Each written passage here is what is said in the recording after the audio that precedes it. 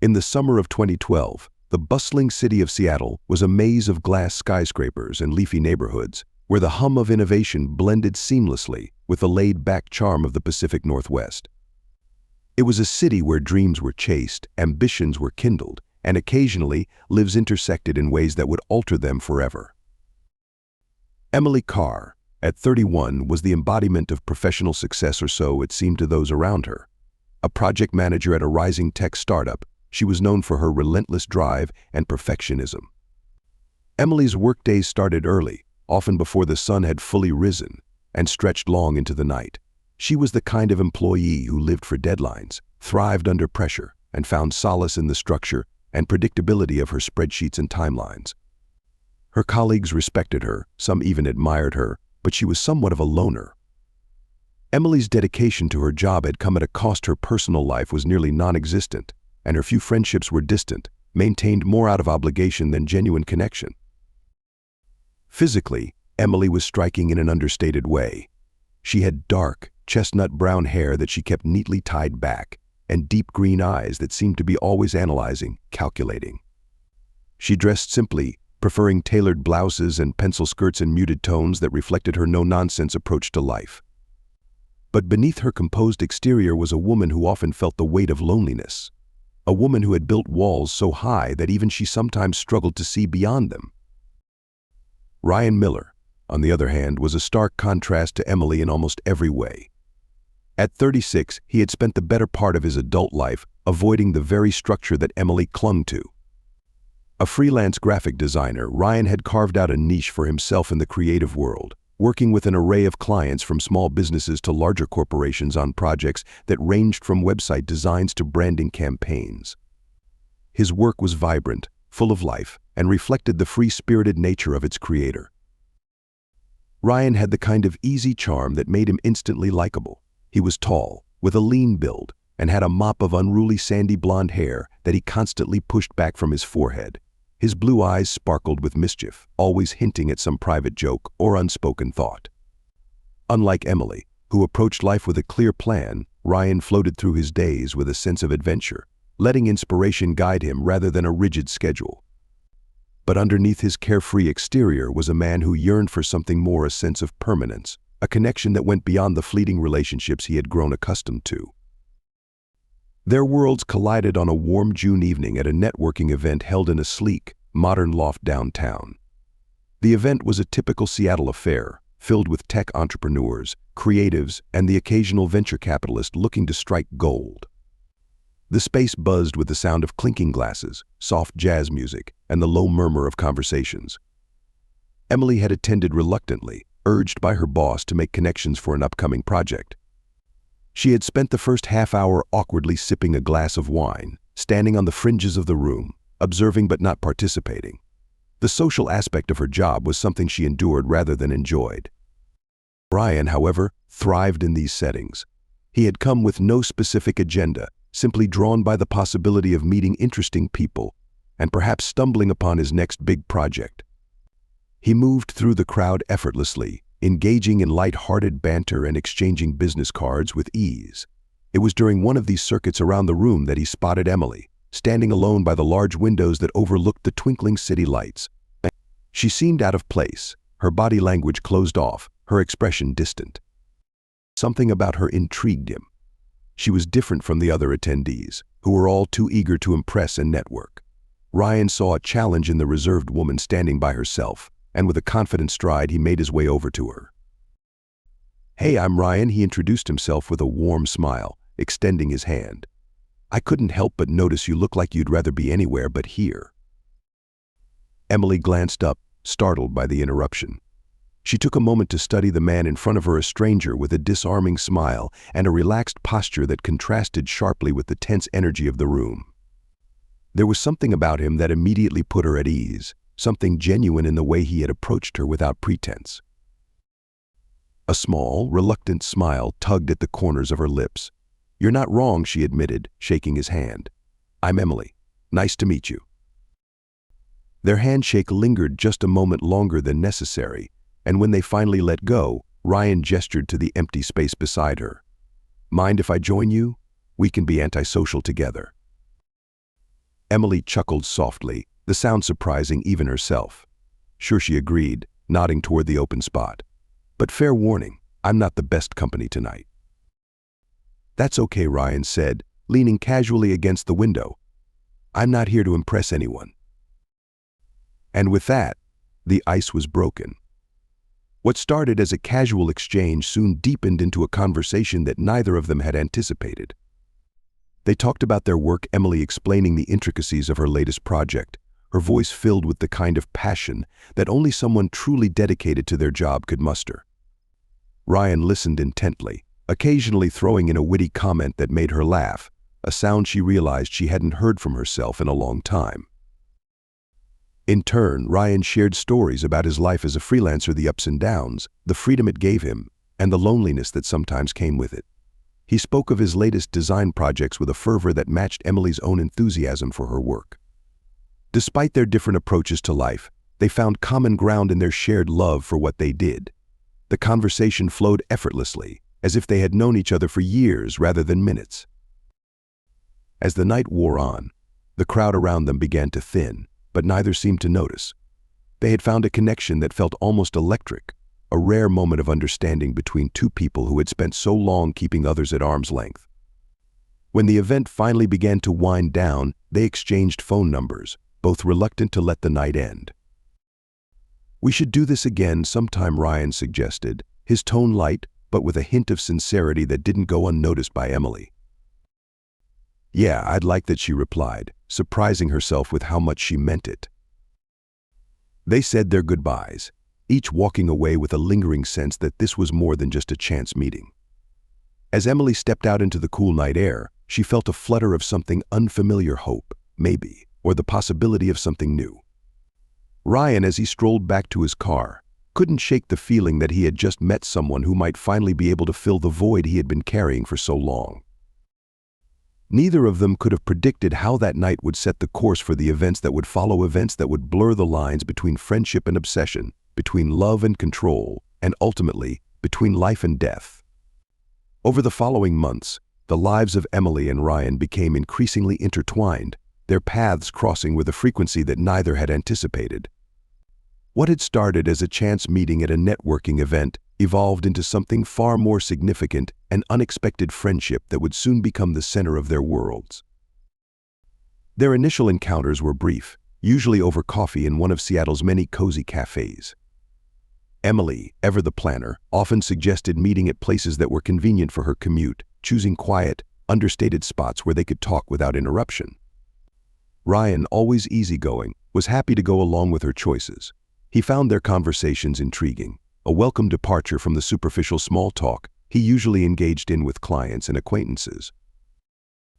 At first, their discussions revolved around work. Emily would share her latest challenges at the tech startup, tight deadlines, difficult clients, and the pressure of managing a team that seemed to rely on her for everything. Ryan, in turn, would talk about his freelance projects, the creative freedom he enjoyed, and the occasional frustration of dealing with indecisive clients. But as time passed, their conversations began to delve deeper, moving beyond the professional to the personal. Emily found in Ryan a refreshing change from her usual routine. He was spontaneous, creative, and unburdened by the rigid structure she had imposed on her own life. Ryan encouraged her to see things from a different perspective, often challenging her to step out of her comfort zone. You don't always have to have everything planned out, he would say, his blue eyes sparkling with mischief. Sometimes the best things happen when you just let go. These words stayed with Emily long after their meetings. Ryan's carefree approach to life was both fascinating and slightly unsettling to her. It was so different from the disciplined, predictable world she had created for herself, yet it was a world she found herself increasingly drawn to. With Ryan, she felt a freedom she hadn't experienced in years, of freedom to explore, to be spontaneous, and to break away from the relentless grind of her career. Ryan, on the other hand, was captivated by Emily's intelligence and the way she seemed to approach everything in life with such meticulous thought.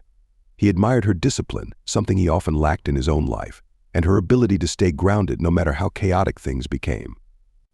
Ryan had always been something of a drifter, floating from one project to the next without much thought for the future. But with Emily, he found himself wanting to be better, to do more. She was the anchor he had unknowingly been searching for, someone who could give him the stability he craved without stifling his creativity. Their friendship blossomed rapidly, each of them finding in the other what they felt was missing in themselves. They began to spend more time together outside of their regular coffee meetups. Ryan would invite Emily to art galleries and photography exhibits, places where she could experience the world through his eyes. At first, Emily was hesitant, unsure of how to navigate these unfamiliar environments, but Ryan was patient, guiding her with a gentle hand and a reassuring smile. In return, Emily introduced Ryan to her world of precision and order. She would invite him to her apartment, a neat, minimalist space that reflected her personality, everything in its place, nothing superfluous. They would spend evenings cooking together, with Emily meticulously following recipes while Ryan improvised, much to her amusement and occasional frustration. "You can't just throw ingredients together and hope it works, Ryan," she would chide him, though always with a smile. "Watch me," he'd reply, his grin infectious, as he playfully tossed in a pinch of this and a dash of that. Despite their differences, or perhaps because of them, they found a balance in each other's company. Emily admired Ryan's creativity and spontaneity, qualities she felt she lacked but secretly longed for. Ryan, in turn, respected Emily's discipline and her ability to keep him grounded. It was as if they were two halves of a whole, each complementing the other in ways neither had expected. As their bond deepened, it became increasingly evident to those around them that they were more than just friends. Their coworkers noticed the way Emily's eyes lit up whenever she mentioned Ryan, the way her usually tense demeanor softened in his presence. Ryan's friends, too, saw a change in him. He seemed more focused, more content, and it was clear that Emily was the reason. But for all the obvious signs, neither Emily nor Ryan would admit to what was happening between them. There was a magnetic pull between them, something unspoken but undeniable, that drew them closer with each passing day. They were like two celestial bodies orbiting each other, each day bringing them nearer to a point of inevitable collision.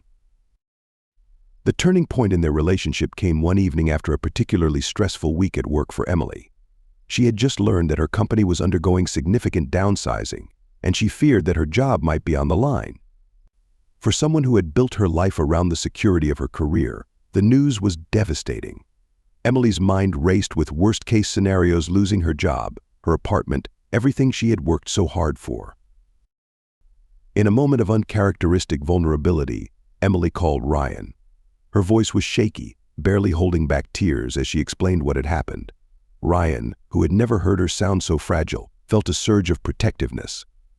Without hesitation, he offered to come over, to be there for her. When he arrived at her apartment, Emily was sitting on the couch, her eyes red from crying. Ryan sat beside her, his presence a comforting warmth in the otherwise cold room. He didn't try to downplay her fears or offer empty reassurances. Instead, he listened, really listened, as she poured out her worries, her frustrations, and her overwhelming sense of helplessness. After she had said everything she needed to, Ryan spoke softly, his voice steady and reassuring. "Emily, you're one of the smartest, most capable people I know. If anyone can land on their feet, it's you. And no matter what happens, you're not alone. I'm here for you, okay?" His words, simple yet heartfelt, soothed her anxiety in a way nothing else had. For the first time in a long while, Emily allowed herself to lean on someone else. She rested her head on Ryan's shoulder, and they sat in silence for a long time, the unspoken connection between them stronger than ever. That night marked a turning point in their relationship. It was a moment of raw honesty, a breaking down of the walls Emily had so carefully built around herself. And for Ryan, it was a deepening of his feelings, a realization that his connection to Emily was no longer just about friendship. It was something more, something he couldn't quite put into words but felt in every fiber of his being. But as their bond grew stronger, so too did the darkness that lingered just out of sight. Neither Emily nor Ryan could have predicted the path that lay ahead, a path where the lines between love and obsession would blur, and where their deepening connection would lead them into the shadows of a story that was only just beginning. As the months passed, the nature of Ryan's feelings for Emily began to shift dramatically. What had initially been admiration and appreciation for her intellect, her dedication, and her vibrant personality slowly morphed into something far more intense and unsettling. The subtle signs of this transformation were nearly imperceptible at first. Ryan started paying closer attention to Emily's social media posts, scrutinizing her photos and analyzing her interactions. What once seemed like innocent curiosity began to border on invasive. Ryan's fascination with Emily extended beyond her public social media presence. He began subtly probing her for personal details under the guise of casual conversation. Whenever they met, he would ask probing questions about her plans, her social life, and her relationships. "So are you seeing anyone these days?" he would inquire nonchalantly. Emily, engrossed in her own concerns about work and the threat of losing her job, didn't think much of it. She took Ryan's questions at face value, never suspecting the deeper, darker motivations behind them. To Emily, Ryan remained the same supportive friend who had been there for her during her moments of vulnerability.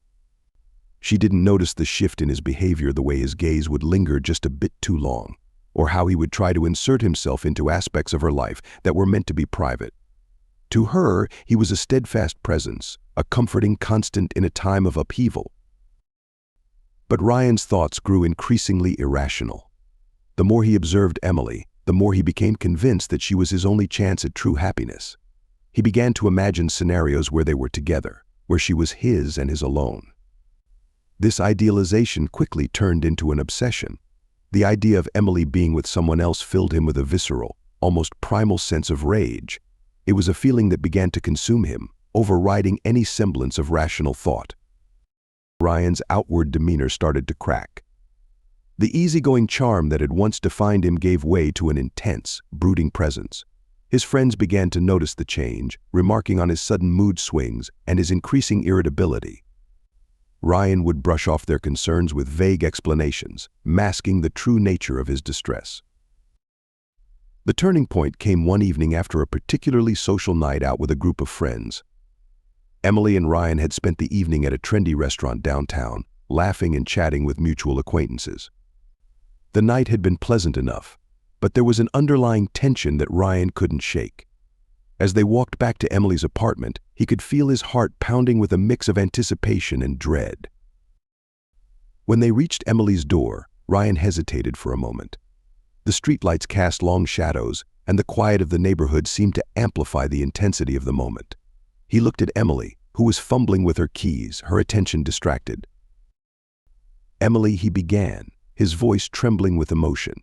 He reached out and took her hand in his grip tight and desperate. "I need to tell you something." Emily looked up, surprised by the intensity in his voice. "What is it, Ryan?" "I love you," he blurted out, his eyes locking onto hers with an intensity that made her uncomfortable. "I can't stand the thought of you being with anyone else. I can't." Emily's heart sank. The confession was so unexpected, so out of the blue, that she struggled to find the right words. She pulled her hand away gently, trying to maintain her composure. "Ryan, I don't feel the same way. You're my best friend, but I don't think of you like that." The rejection hit Ryan with a force he hadn't anticipated. He forced a smile, trying to mask the hurt and confusion swirling inside him. "Yeah, I figured," he said, his voice strained. "Good night, Emily." As he walked away from her apartment, the facade he had maintained began to crumble. The sense of betrayal and rejection gnawed at him, feeding into the dark thoughts that had been brewing for weeks. He replayed the conversation over and over in his mind, each repetition amplifying his sense of injustice. In his distorted perception, Emily had led him on, made him believe there was something more between them. The drive home was a blur. Ryan's mind was a maelstrom of conflicting emotions: hurt, anger, and a deep, unsettling sense of betrayal. His thoughts spiraled into darkness, each one more ominous than the last. He started to entertain dangerous thoughts, contemplating ways to ensure that Emily would never be with anyone else, that she would be his and his alone, regardless of her own desires. By the time he reached his apartment, Ryan was a bundle of raw nerves. He paced the small, cluttered space, his mind racing with scenarios and plans. He started to draft messages to Emily, each one more desperate and threatening than the last, but he hesitated to send them, knowing deep down that they would only drive her further away. In the days that followed, Ryan's behavior grew more erratic. He became increasingly fixated on Emily, tracking her movements with obsessive detail. He would show up at places he knew she frequented, waiting to catch a glimpse of her, or worse, to intercept her before she could see anyone else. Emily, for her part, began to sense that something was off. There were moments when she would catch Ryan's gaze lingering a little too long, or when his comments seemed to carry a weight that was more than just friendly concern. She brushed off these feelings, attributing them to her own stress and paranoia, never fully grasping the dangerous turn their friendship had taken. The unsettling behavior Ryan exhibited was just the beginning of a tragic spiral. His once charming demeanor was now a mask for the dark obsession that consumed him. The lines between love and control blurred until they were indistinguishable. And as Ryan's fixation on Emily grew, so did the darkness that would soon envelop both their lives, leading them down a path that neither could have predicted or escaped. The weeks following Emily's confrontation with Ryan were marked by a palpable tension that seemed to seep into every aspect of her life. Emily, acutely aware of a shift in Ryan's behavior, hoped that giving him space would restore normalcy. She tried to convince herself that their awkward conversation had simply created an uncomfortable phase that would pass. Yet the reality was far darker than she had anticipated. Ryan's obsession had reached a fever pitch. His behavior became increasingly intrusive and unsettling. He began to monitor Emily's routines with disturbing precision. He would appear unannounced at places she frequented, her favorite coffee shop, the yoga studio she attended, and even the grocery store she visited on weekends.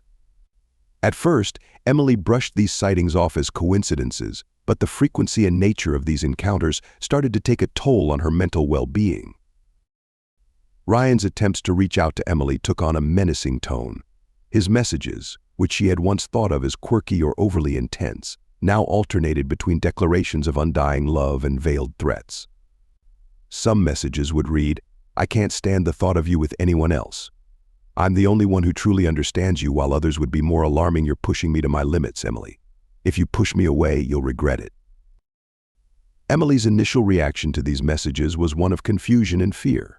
She hoped that by ignoring Ryan he would eventually lose interest. But the opposite happened. The more she ignored him, the more aggressive his behavior became. He started leaving handwritten notes on her car, tucking them into her mailbox, and even showing up at her workplace under the guise of needing to discuss a project. The escalating harassment finally prompted Emily to confide in her coworker, Jenna, whom she trusted implicitly. Jenna noticed the strain in Emily's voice and the visible fear in her eyes. "Emily, this isn't just a phase. This sounds serious," Jenna said with concern. "You need to go to the police. This isn't something you can handle on your own." Emily was torn. She didn't want to believe that Ryan could be capable of such extreme behavior, and she was reluctant to involve the police. She worried about the potential repercussions for Ryan, who, despite his alarming actions, had been a significant part of her life. There was also a part of her that hoped he would come to his senses and their relationship could return to normal. Reluctantly, Emily agreed to Jenna's urging, but before she could take action, she decided to confront Ryan one last time, hoping to end the disturbing behavior directly. She arranged to meet him at a quiet park near her apartment, a place they had once visited together in happier times. The park, with its serene surroundings and overcast sky, seemed to reflect her inner turmoil. When Ryan arrived, his demeanor was different from usual. The charm that had once defined him was gone, replaced by a more intense, almost manic energy. Emily took a deep breath, trying to steady herself. "Ryan, this has to stop," she said, her voice quivering despite her efforts to stay firm. "You're scaring me. I need you to leave me alone." Ryan's reaction was far from the understanding response Emily had hoped for. His eyes, once warm and inviting, now burned with an unsettling fervor. "You don't get it, Emily," he said, his voice rising in agitation. "I can't live without you. If I can't have you, no one can." The fear that surged through Emily was almost palpable. She turned to leave, her heart racing with a primal sense of danger. But Ryan's hand shot out, grabbing her arm with a vice-like grip.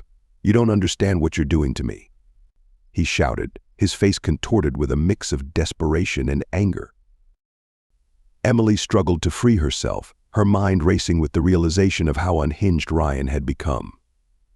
The physical contact and the intensity of his words left her feeling trapped and vulnerable. Her fear intensified as she managed to break free and hurriedly made her way to her apartment, her mind reeling from the encounter. Later that night, when Emily didn't return home, Jenna became increasingly worried. She had seen the state Emily was in earlier and knew that something was wrong. Jenna reported Emily as missing to the police, describing the unsettling nature of Ryan's behavior and their recent confrontation. The police launched an immediate investigation, and as they delved into Emily's disappearance, Ryan quickly emerged as a prime suspect. His recent behavior and the troubling messages he had sent to Emily painted a clear picture of obsession. They executed a search warrant for Ryan's apartment, and what they discovered was both shocking and damning.